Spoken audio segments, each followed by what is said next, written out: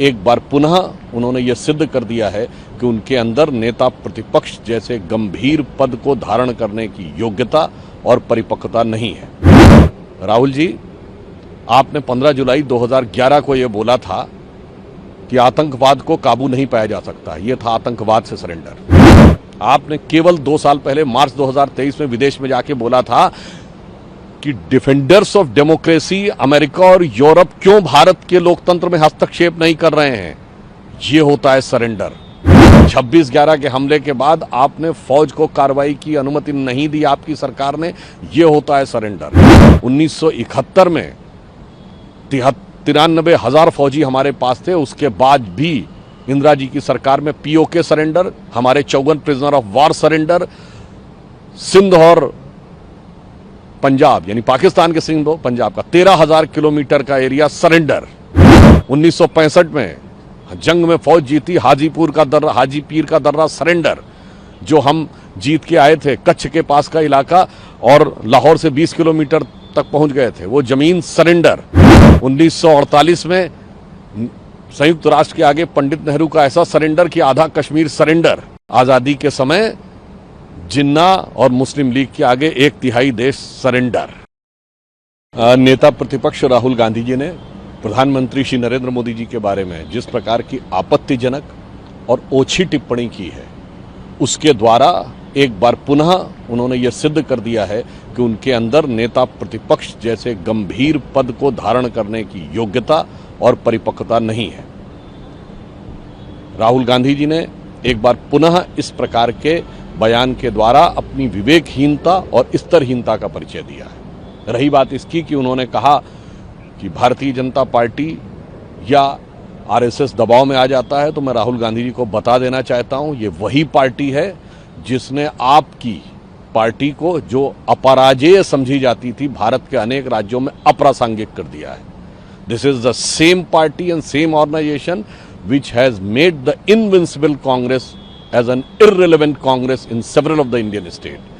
और रही बात इसकी कि वो जिस प्रकार की बातें कहते हैं, तो मुझे लगता है कि राहुल गांधी जी के विवेक को इसी से समझा जा सकता है कि मात्र 1 साल पहले लोकसभा चुनाव आने के बाद जो 3rd अटेम्प्ट में 3rd डिजिट न टच कर पाने के को विजय कहते थे, यानी तीसरे प्रयास में 3 अंकों की संख्या को न छू पाना जिनके लिए विजय था, और लगातार तीसरी बार जनता के समर्थन से प्रधानमंत्री मोदी जी का प्रधानमंत्री बनना पराजय था।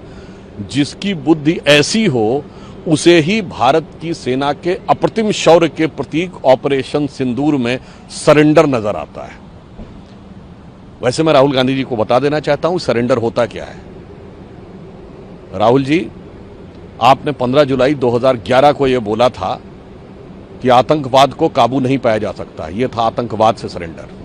आपने केवल 2 साल पहले मार्च 2023 में विदेश में जाके बोला था कि डिफेंडर्स ऑफ डेमोक्रेसी अमेरिका और यूरोप क्यों भारत के लोकतंत्र में हस्तक्षेप नहीं कर रहे हैं, यह होता है सरेंडर। 26/11 के हमले के बाद आपने फौज को कार्रवाई की अनुमति नहीं दी आपकी सरकार ने, यह होता है सरेंडर।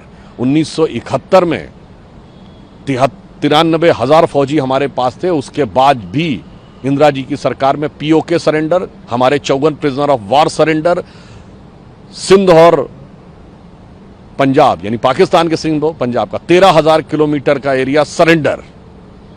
1965 में जंग में फौज जीती, हाजीपीर का दर्रा सरेंडर, जो हम जीत के आए थे, कच्छ के पास का इलाका और लाहौर से 20 किलोमीटर तक पहुंच गए थे, वो जमीन सरेंडर।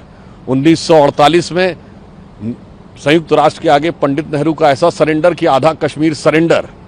और आजादी के समय जिन्ना और मुस्लिम लीग के आगे 1/3 देश सरेंडर। तो मैं बताना चाहता हूं कि अमा मियां, अच्छी तरीके से याद कर लीजिए, हिंदुस्तान की आजादी का हर कैलेंडर आपकी पार्टी, आपकी सरकार और आपके खानदान के सरेंडर के शर्मनाक कारनामों से भरा हुआ है। जहां तक प्रधानमंत्री श्री नरेंद्र मोदी जी ने जिस प्रकार की कूटनीतिक दक्षता, सेना को नैतिक समर्थन और उनके दिशा निर्देश में सेना ने जो अप्रतिम शौर्य दिखाया है, उसके हिसाब से वो मां भारती के वो शेर हैं। शेर का एक पर्यायवाची मृगेंद्र भी होता है। तो हमारे प्रधानमंत्री नरेंद्र मोदी जी भारत मां के मृगेंद्र हैं। तो नरेंद्र तो मृगेंद्र हैं और राहुल जी आपके कारनामों का कैलेंडर हिंदुस्तान की आजादी के इतिहास में सरेंडर से भरा हुआ है। वैसे तो किसी भी टेन्योर की तुलना नहीं की जानी चाहिए जो इस तरह की बात कहते हैं। 7th फ्लीट जब अमेरिका ने भेजा था तो उसके साथ साथ रशिया ने भी अपना फ्लीट भेज दिया था। बचकानी बात नहीं करनी चाहिए। 7 दिसंबर 1971 को 100 देशों ने हमारे खिलाफ प्रस्ताव पारित किया था यूनाइटेड नेशंस में। सोवियत रूस ने वीटो किया था, आधा दर्जन बार सोवियत रूस ने वीटो किया था। और मैं तो पूछना चाहता हूं, 93,000 प्रिजनर ऑफ वॉर थे, 1/3 तो पाकिस्तानी आर्मी हमारे हाथ में थी। नस नहीं, पूरा टेटुआ हमारे हाथ में था। पाक अधिकृत कश्मीर क्यों छोड़ दिया वो तो छोड़ दीजिए, हमारे 54 लोग जो पाकिस्तान में बंदी थे वो क्यों नहीं वापस लिए। आज इतिहास पूछना चाहता है 93,000 देखे 54 वापस न लेना, ये कौन सा गणित था, ये कौन सी मजबूरी थी और किसके आगे सरेंडर था। अगर किसी को समझना है तो केजीबी और CIA की डिक्लासिफाइड फाइल्स में जाके देखे, बहुत सारे सूत्र बिखरे हुए पड़े हैं जो ये बताएंगे कि हकीकत में उस समय क्या क्या हुआ था।